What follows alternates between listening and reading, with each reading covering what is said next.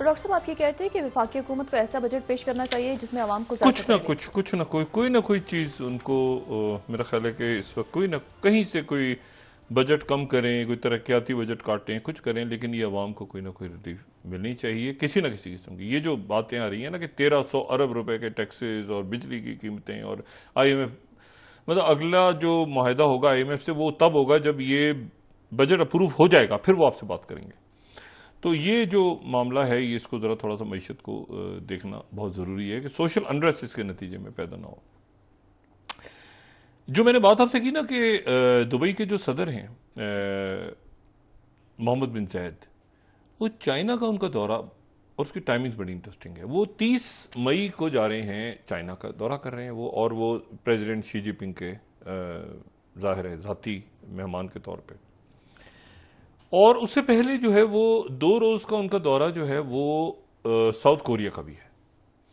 अच्छा, अब UAE, ये मैं फिर ये याद दिलाता चलूं, इससे पहले भी मैं बता चुका हूं कि जो चाइना के साथ जो मुख्तलिफ मुल्कों की पार्टनरशिप है उसकी 5 उसके लेवल्स हैं। फिर इसको याद दिलाना जरूरी है, चाइना के मुख्तलिफ मुल्कों के साथ जो ताल्लुकात हैं किसी भी मुल्क के साथ, उसकी वो चाइना जो है उनको 5 सतहों में रखता है।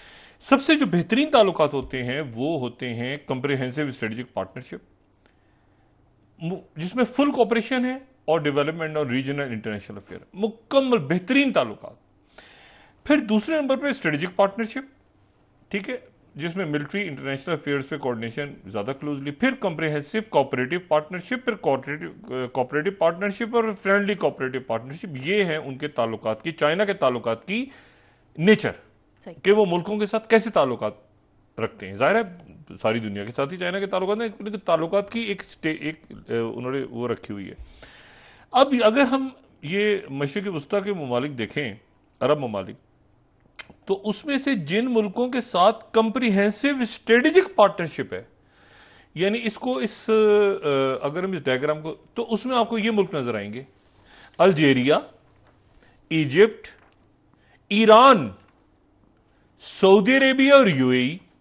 यानी ये, और इसमें उस वक्त क्योंकि वो थोड़ा सा मसला चल रहा था मुल्कों का, तो कतर भी बहुत करीब है और बाकी मुल्क भी करीब है, लेकिन जो मुत्तहिदा अरब अमारात और सऊदी अरेबिया और ईरान, और ये ज़हन में रखें कि ये 2018-19 में ये हुआ, और उसके एक दो 3 साल के बाद उन्होंने सऊदी अरेबिया और ईरान की दोस्ती भी हो गई, ताल्लुकात भी अच्छे हो गए, और फिर उसके बाद जो है वो तो ये उनके रिलेशनशिप, और बाकियों के साथ जो है वो स्ट्रेटेजिक पार्टनरशिप है, यानी जो सेकंड टियर में जो रिलेशनशिप है। तो ये जितने भी ममालिक हैं ये चाइना के साथ एक, आप समझें, अगर ये स्ट्रेटेजिक पार्टनरशिप में हैं तो regional international affairs including military, और अगर कंप्रिहेंसिव स्ट्रेटेजिक पार्टनरशिप में है तो cooperation, development, regional international affairs में सारा सब कुछ।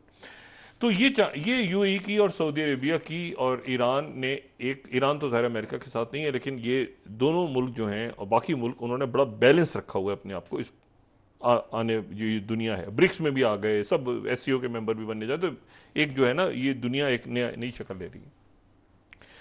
अच्छा, ये उस वक्त हो रहा है सारा जब एक तो ये मुज़ाकरात हमारे सामने क्लियर हो जाएगा कल तक कि ये जो मोसाद चीफ हैं, CIA चीफ और मोसाद चीफ, मुझे अभी तक नहीं इस बात का कंफर्मेशन नहीं हो रही कि इजिप्ट के इंटेलिजेंस चीफ, अगर इजिप्ट के इंटेलिजेंस चीफ हैं तो उनकी फिर ठीक ठाक किस्म की जो है वो मतलब तबीयत साफ होगी इसराइल की, क्योंकि उसकी वजह ये कि एक तो इन्होंने वो इल्ज़ाम लगाया उनके अहदेदार पे। कतर भी बड़ी स्ट्रेट टॉक करेगा। अच्छा, एक इंटरेस्टिंग बात है कि अब ये 2 मुल्क नहीं है। अच्छा, इसमें जो वो थे ना वजीर खारजा और वली अहद, वो कतर के थे, सिर्फ बाकी मुल्कों से आते थे इंटेलिजेंस चीफ, मोसाद आ गया, विलियम बर्न्स आ गया। अब वज़ीर खारजा पहुंचे हुए 5 मुल्कों के वज़ीर खारजा पहुंचे हुए पेरिस। अब इसमें यानी एक बड़ा फोरम बैठ के वहां पे बात कर रहा है, वो विलियम बर्न्स भी आ रहे हैं और उनके साथ वो बाकी मेरे ख्याल से मैकर्क, जो ब्रेट मैकर्क हैं, वो भी पहुंचेंगे, बाकी लोग भी पहुंचेंगे। और अब ये जो है, और मैक्रोन, प्रेसिडेंट मैक्रोन है खुद, इससे पहले तो ये था कि कोई इंटेलिजेंस के लोग हैं, बाकी प्रेसिडेंट मैक्रोन ने दावत की हुई है इन सबकी। और ये सारे जो हैं ये आज रात का खाना वहां पे खाएंगे और ये मुज़ाकरात शुरू होंगे। जंग तो रुक गई, रफा अब मजीद इनके पास जो है ना। अच्छा, इन्होंने थोड़ी देर पहले इन्होंने उनको मजीद मैंडेट दे दिया यानी मोसाद के चीफ को कहा है कि तुम मजीद मैंडेट ले लो नेतन्याहू और बस उसको मतलब मुकाओ, मतलब जान छोड़ाओ। मतलब उसकी वजह यह है कि कई मुल्क इनके वारंट निकालने जा रहे हैं। अब तो जरूर निकालेंगे क्योंकि ये तो फैसला आ गया। और इस बात का अब एहसास पूरी दुनिया को हो रहा है कि भाई ये अब देखें, मैं हमेशा ही बात कहता हूँ ना कि वो जो मुल्क हैं जिनको आप जो मगरबी ममालिक कह लें या जो 1945 के बाद का ऑर्डर कह लें, उसने बहुत कुछ दिया भी है। ये जो ह्यूमन राइट्स ऑर्गेनाइजेशन हैं, अभी भी आप वहां पे जाएंगे ना गजा में, आपको सबसे ज्यादा यूरोप अमेरिका के लोग एनजीओ लेके नजर आएंगे, शायद मुस्लिम मुल्कों से भी ज्यादा। तो बात ये सारे कि उनकी तरफ से जो है ना वहां पे जाने भी चली गई लोगों की, वहां मेहनत भी कर रहे हैं। वहां ये जो आप देखें खाना पका के वो जो वर्ल्ड किचन वाली हैं वो भी, मतलब है कि बहुत जो है इस पे, मतलब यहां पर इंसानियत की बात हो रही है। इंटरेस्टिंग जो बात है वो ये है कि चाइना, एक तो ये कि ये सारे वहां पहुंचे हुए हैं। अच्छा, ईरान की तरफ से अभी पहली जो इन्वेस्टिगेटिव रिपोर्ट आई है सदर इब्राहिम रईसी के तैयारी की जो क्रैश है, वो ये है कि वो टेक्निकल फॉल्ट था। लेकिन अब आने वाले दिनों में चूंकि उनका इलेक्शन भी और उनके अंदर की पॉलिटिकल स्टेबिलिटी कैसे आती है, और साथ ही बरतानिया, यानी दो मुल्क जो है वो आगे पीछे इलेक्शंस में जा रहे हैं बड़े, और साथ ही अमेरिका का शुरू होने वाला टकरा, वो ट्रंप, वो तो आप देखें क्या दुनिया में तमाशा लगेगा जब ट्रंप और बाइडेन आमने सामने आएंगे। ओ हो, वो मतलब बराह रास्त टीवी पे जब चलना शुरू होगा उसका तमाशा, तो आप देखें कि क्या होता है। अभी तक उनका ये नहीं पता चला कि क्या निकी हेली साथ आएंगी उनके, या वाइस प्रेसिडेंट बाइडेन की, या कैमिला हैरिस ही होंगी। अब अभी मतलब है कि वो प्रोसेस सारा चल रहा है, लेकिन 12 ट्रंप और बाइडेन तो उतर गए ना दोनों अखाड़े में। अच्छा, अब इशू ये है कि ये इसको इन्होंने वाइंड अप करना है, यूक्रेन को भी वाइंड अप करना है, जिसको भूल चुके हैं। और यूक्रेन जो है वो उसमें चाइना एक रोल प्ले कर सकता है इस वक्त इस मरहले पे। और मेरा ख्याल ये है कि चाइना यानी जाहिर है कि रशिया भी और चाइना भी, वो एक जो भी है सिलसिला, उसको जंग कम से कम खत्म हो। और ये तो कत्लेआम का मुकदमा है ना, इसमें तो उन्होंने कह दिया कि तहकीकात करके 1 महीने में रिपोर्ट देंगे अंदर हुआ क्या है। देखें, ये बहुत आज अदालत का फैसला जो है बड़ा जबरदस्त है। चाइना ने घेर लिया जनाब ताइवान को, और वो जो एक्सरसाइजेज हो रही हैं, मैं आज उनके लोकल मीडिया को देख रहा था, तो जो CGTN ने भी वही लफ्ज यूज किया है जो कल बात हुई थी। उन्होंने ये जो 10 स्लाइड है, PLA continue joint military drill surrounding Taiwan island, यहां तक तो ठीक है, बात चारों तरफ से घेरा हुआ, कल उन्होंने बात की थी। लेकिन ये बात बड़ी इंटरेस्टिंग है, स्ट्रॉन्ग पनिशमेंट। ये जो ड्रिल्स हैं, स्पोक्स पर्सन ने कहा है चाइना के PLA की जो स्पोक्स पर्सन ने कहा है कि drills serve as a strong punishment for the separatist act of Taiwan independence forces. यानी उनके जो नए सदर आए हैं मोहतरम लाई चिंग, वो पहला उनका हफ्ता है, उन्होंने आते ही एक अवामी जज्बात से भड़कीली तकरीर कर दी, ठीक है, कि हम ये वो फलाना ढिमाकना आगे पीछे। चाइना ने कहा ये पनिशमेंट, ये सिर्फ तकरीर की पनिशमेंट है। अच्छा, इस पनिशमेंट में घेर घार के ब्लॉकेड हुआ है। कोई मजाल है जो अमेरिका की तरफ से या किसी मुल्क की तरफ से चाइना के लिए, ताइवान के लिए लफ्ज भी आया हो? अब मैं उम्मीद करता हूं कि प्राइम मिनिस्टर मोदी इंडिया के कोई बात करेगा ताइवान के लिए, गरीबों के लिए कोई बात तो करे। वैसे जब बुरा वक्त आया तो throw under the table, under the bus, sorry, not under the table. अच्छा, तो बात यह है कि कोई भी बात ना ऑस्ट्रेलिया कर रहा है, ना जनाब कोई क्वाड का मुल्क कर रहा है, ना इंडिया कर रहा है, ना इंडिया के तो वैसे इंडिया नहीं मानता ताइवान को, इंडिया तो चाइना को मानता है।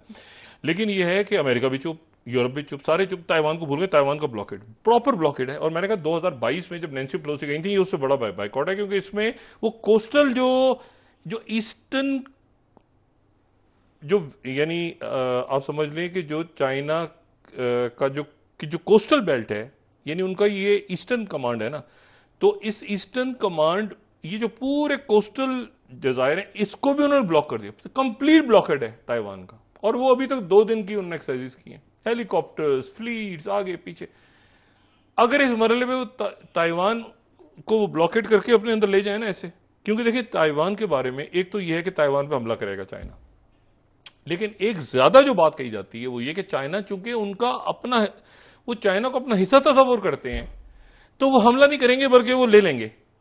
जैसे इंडिया के साथ हो रहा है ना, वो तो भूटान को वो कहते हैं कि हमारा है, तो वो भूटान पे हमला नहीं करें, वो भूटान आहिस्ता आहिस्ता वो उनका हिस्सा, चाइना उसको ग्रेजुअली जो है अपना हिस्सा बना रहा है। भूटान के साथ ताल्लुकात अच्छे, आगे पीछे करके भूटान आ गया। ये जैसे तिब्बत और बाकी जगहों पे हो रहा है। तो मसला ये कि ये नहीं कि चाइना वो फोर्सफुली वहां जाके, चाइना उसको अपना हिस्सा बना रहा है, जिसको वो इंडिया भी ये लफ्ज इस्तेमाल करता है ना कि भाई वो मतलब वो आहिस्ता आहिस्ता वहाँ पे रोड्स बिल्ड हो रही हैं उनके इलाके में, ये तरक्की होती है, थोड़ी देर बाद पता चलता है वो आगे ब्रिज बन गए, फिर आगे गांव के अंदर ब्रिज बन गए, फिर हॉस्पिटल बन गए, वो तो आहिस्ता आहिस्ता जो है वो जाता जा रहा है ये। और वो थोड़े दिनों के बाद सैटेलाइट इमेजेस इंडिया की तरफ से आती हैं, वो भी अजीब एक मामला है। सैटेलाइट इमेजेस आती हैं और पता चलता है कि जी वो इतना हिस्सा और निकल गया, फिर दोबारा आती हैं सैटेलाइट इमेज, इतना हिस्सा और निकल गया, वो भी जो है ना निकलता जा रहा है, कहाँ तक निकलेगा खुदा जाने।